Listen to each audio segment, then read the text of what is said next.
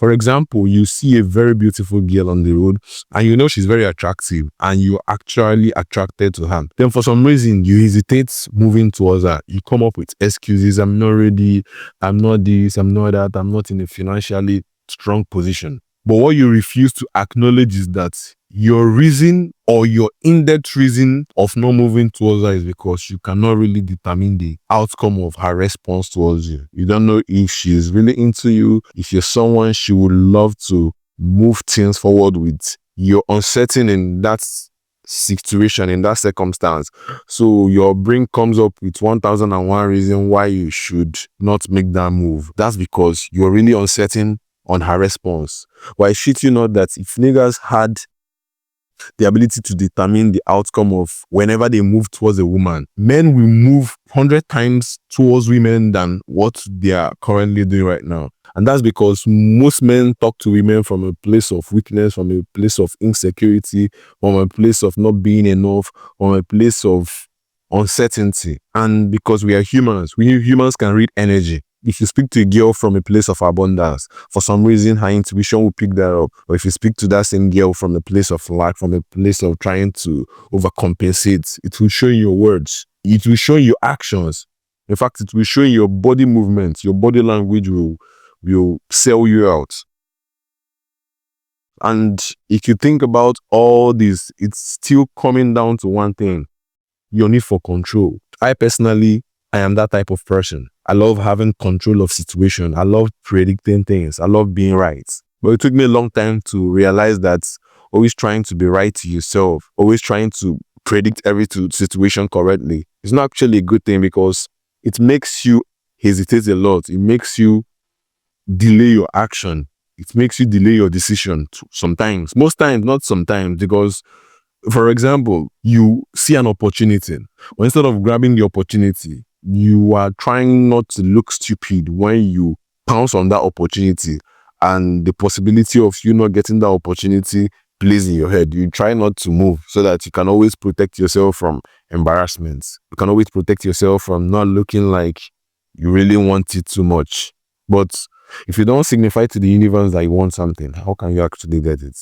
You can't really get what you're second guessing. And it's okay wanting something, moving towards it and not getting it. It's always a step in the right direction, because what I've come to understand is, for example, let me use the beautiful girl analogy, because it will make more sense to men, especially because men do love women. You guys love the relationship, man and woman dynamic. So I love using stuff like that as an example. So let's say you want to move towards a woman, or I want to move towards a woman, and I am 100% certain that if I move towards her, she's going to accept me and approve of whatever it is that I might be telling her. That will make me psychologically act from a place of that thing being normal. It makes me talk or speak from a place of, I already know, the outcome of this. It's just like watching a replay of a football match. Maybe Chelsea or Man U played a match last week and the score is 1-1.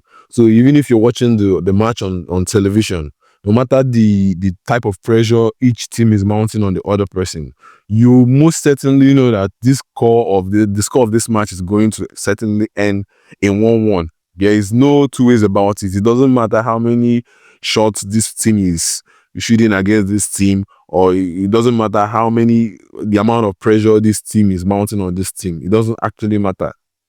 Subconsciously, you might just be enjoying the match from a place of entertainment, but you can't really be pressured about the match, because the outcome of the football match has already been determined, because it has already happened. So at that point, you're watching that match from a place of enjoying it. You're not watching the match from a place of trying to predict or guess or pray for somebody to win. You don't need anybody to win, because there was no win in the match. It was actually a draw. So that's the same way this hunger for control controls most of our decisions in life. It makes us hesitate. It makes us not move towards our goals quickly. I've heard it from a lot of billionaires. Money loves speed. Doesn't mean that if you act on anything, it would give you the results you want. But acting on it always moves you a step forward. Acting on something that will give you the result. Let's say that you need to act 99 times for you to get the result you want on the 99th time. The phrase money loves speed entails that the faster you act on one, you determine how fast you act on two, and will determine how fast you act on three. Remember that the goal is 99. You don't really know it's 99. I wish life was as simple as that. You knowing how many times you need to do something for you to actually gain the result of what you want to achieve from doing that thing. But I'm just giving the 99 time as the perfect time to grab what you really want as an example. So imagine you act on one, and you use the momentum of acting of one to act on two, use the same momentum to act on three. Like, you will see that it will actually take you a month to get to the 99th action, which is where you reap the rewards of all the whole compounding actions. But imagine that you act on one and it takes you 2 weeks to act on the second one. It now takes you 3 weeks to act on the third one. It takes you 1 month to act on the fourth one. You see that the 99th one, which is the end goal of the whole action, will take you up to 10 years to achieve. Or someone else was acting from a place of urgency and achieved what you achieved in 10 years, in a month, in 2 weeks, in 1 week.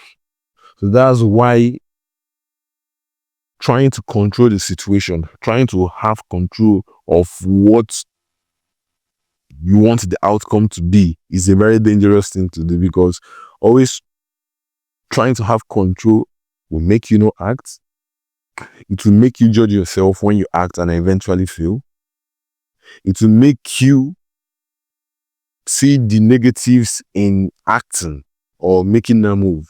But when you act from a place of, man, I'm just gonna do this and I'm gonna enjoy the moment, I'm gonna do this, I'm gonna enjoy myself, it's a vibe, something like that, you see that things would move faster for you, because you're not acting from a place of scarcity, from a place of life, from a place of trying to control your situation. And once you're trying to control the situation, you start being manipulative, to be honest. That's what makes you start manipulating people. Because I've seen a lot of niggas, like, they want to move towards a girl. They're trying to play all types of games. They're trying to, bro, that's a lot of energy wasted, bro. At least in my own opinion, that's a lot of energy wasted trying to make sure that the outcome suits what you want, bro. Like, at the end of the day, when I've done that actually in my life. But anytime I've like tried to force things to play out the way I wanted to play out, like, I try to start making moves that is not centered on who I am, on my essence. I start doing things from a place of desperation. You feel me? And at the end of the day, I've noticed that it ain't worth it. It's not actually worth it. And I see this thing happen every day.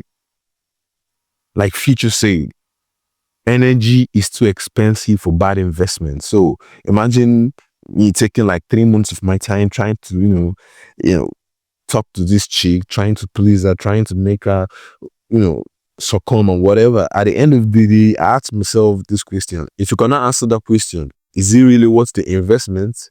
Then maybe you're hiding from something. So whenever you find yourself trying to overdo or trying to push something too hard, ask yourself this question.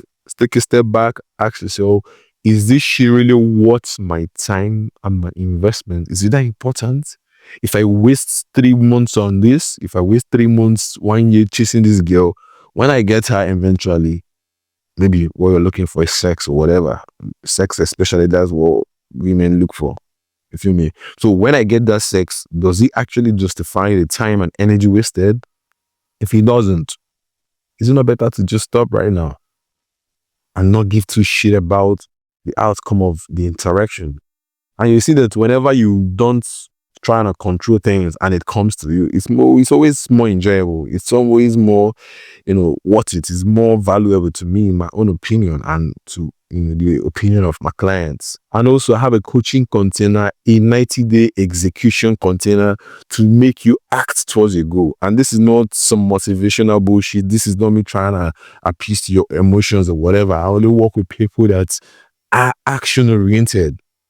I help people at crossroads to stop thinking and take action. So it's as simple as that.